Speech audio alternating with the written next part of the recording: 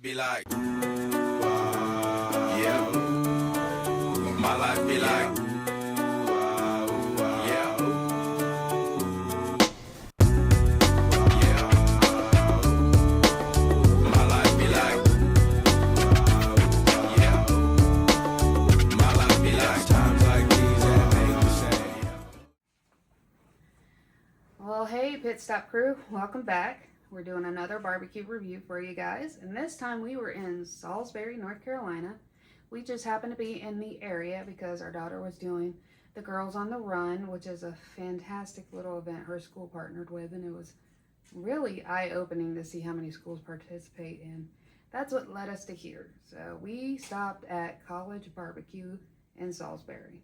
And it's named for, of course, being near the college that's there in Salisbury. They've been there a long time, I think since the 60s, and they've never really changed their the way they do things. I used to work in Salisbury for a little while, and we would stop in there occasionally. I went in. There's a lot of good barbecue joints out there, and we're going to be reviewing those as well. But it's really a good one of the OGs of Western North Carolina. Definitely, it's a good place to stop in and get some good North Carolina pulled pork if you're ever around that area. Yeah, this place just screamed that 1960s diner. You walk in, it had that feel. Some of the stuff probably still was dated in that era, but they had everything a diner would have: hamburgers, chicken tenders, hot dogs, with barbecue. So the barbecue selection was not huge, but we had to try it because it kept popping up. Well, it's your standard North Carolina barbecue joint, so they're not going to have a lot of options. You're going to have chicken. Brisket, no ribs. Yeah, brisket's a Texas thing. Yeah. Ribs is a Memphis thing. I know. So you're going to get pulled pork and you're going to get chicken. And I don't think we tried the chicken while we were there. We did. Well, it just had the chicken tenders. It didn't have like any fried chicken or smoked chicken. Gotcha. So we of course did the barbecue platter with baked beans, and they had the red vinegar based coleslaw. And I have to say, we're not a fan of the red vinegar-based coleslaw, but this is by far the best one we've had so far in the red vinegar-based category. Yeah, I agree. So definitely, if you want the red vinegar one, definitely head on over there for that. Their pulled pork barbecue and their sauce was really good, it paired well together. Their barbecue had that really Western North Carolina old school feel of salt and pepper. Yeah, it had a lot of salt and pepper in it. They don't put a lot of seasoning on it, and they cook it to probably about 190, so they can, because they do, you have the option to get it sliced or chopped, and we always choose the chopped. So they kind of slice it off and then they chop it up.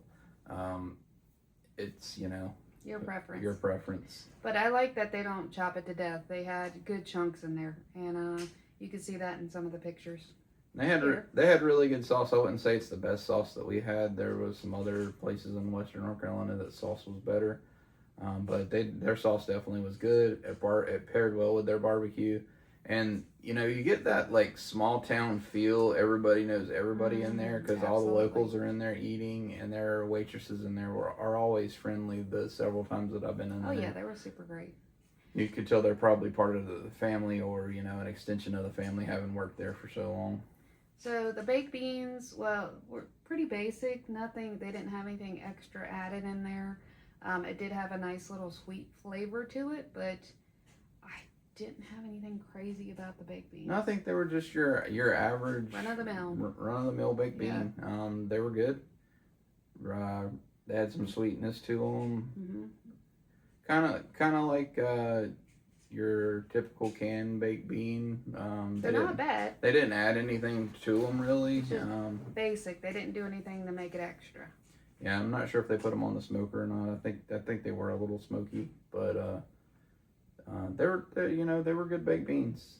And they have of course we talked about the coleslaw, and their sweet tea I thought was really good. It was not syrup, southern sweet. But it was nice and sweet, and I could drink quite a bit of it. Yeah, their sweet tea was good, and their hush puppies were good too.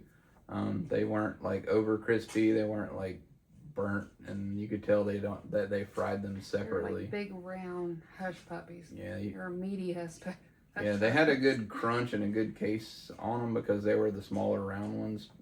But they didn't burn them, and they cooked them in different grease. You could tell you didn't taste like the fries or what, chicken tenders or anything else that they were frying in there with them, which was nice. Yeah, you could tell it was a local favorite because people were constantly in and out, in and out. They knew each other, like you were saying earlier. Yeah, we went on a Saturday too, Mhm. and it was really busy. It was really busy. We got lucky, got the last table as we came in, Mhm. so that we lucked out on that. And of course, the kids menu, we had our daughter with us, got a hot dog, and I mean, she said it was good. I mean, it's a hot dog and French fries. They had the crinkle cut fries, which were always a favorite with Those are kids and good adults. Kid fries. I should say I like them too. Yeah, they were good. They were nice and crispy. I like it when they, sometimes they'll cook the crinkle cuts a little not long enough, and they'll be a little mushy.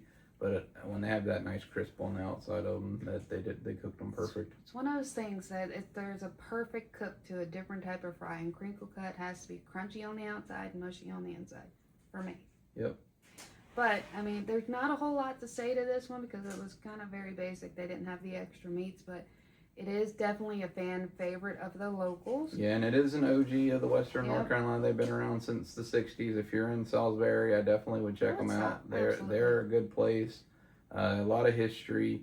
Well, she'll be doing a voiceover to kind of talk about the history because they have a big, thick, deep history. And actually, their restaurant began as something else, and shortly after, they actually changed the name to College Barbecue. So I thought that was kind of interesting when I was reading about it. Yeah, we'll dig into that. But overall, the big question is, will we drive out of our way to go here? I think I would. It's one of the original barbecue joints around the area, so you want to stop into those when you can. With our rating system, I don't think it's going to make the top 25 right now. It may not, but it's definitely a piece of a Western North Carolina barbecue history, so you definitely got to check it out if you're ever in Salisbury. It's going to be very interesting to see how this grading scale goes because you've got the old school that is very salt and pepper. Well, that's it. And then you have the new school that is all about the spice experimentation. And over the last 10, 15 years, the spices have changed in the barbecue world, and people are experimenting and new flavors are coming out. Yeah, they're injecting where they used to not do that. It used to just be simple: salt and pepper, a piece of meat, throw it on a smoker, and smoke it all day. Pull it off, chop it up, and feed it to people.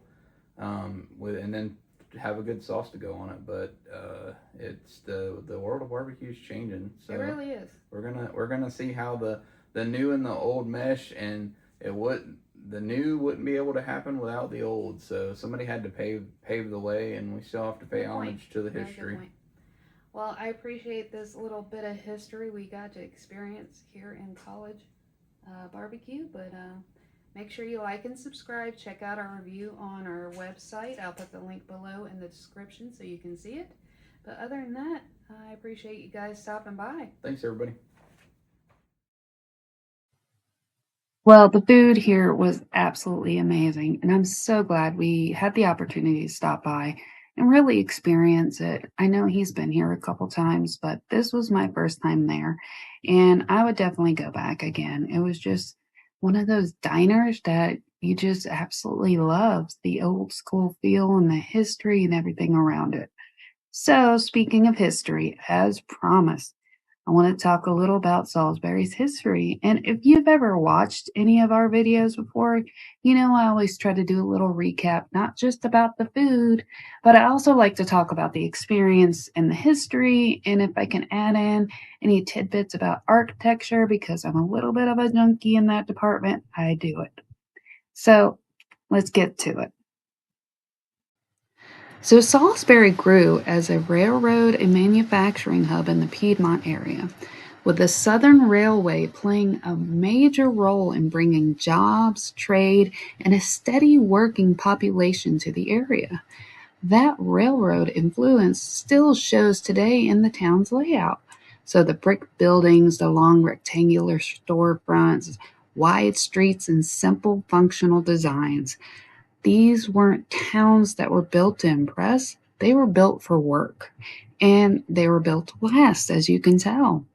As manufacturing and textiles expanded through the early to mid-1900s, Salisbury filled with the mill era or the industry-style architecture. You'll see and notice the nice flat roofs, the concrete block buildings, metal awnings, and very little ornamentation.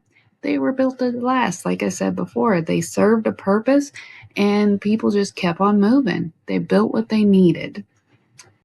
And last and definitely not least, Salisbury has a very strong agricultural region, especially when it comes to pork.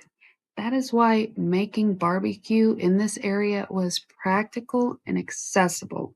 And then you add the nearby colleges like Livingston and Catawba, you're ready to get a mix of students, workers, locals, and all of them are looking for the same thing, something filling, something familiar, something consistent, and something that is good. That's why a place like College Barbecue just makes sense here. It is dating all the way back to the 1960s. The menu hasn't really chased any trends, and that's okay because it didn't need to. It lasted the test of time, and the proof is in the food, y'all. So thanks for sticking around for my little Salisbury deep dive. And if there's anything that I missed that you'd like us to cover next time, please let us know. And as always, thanks for watching.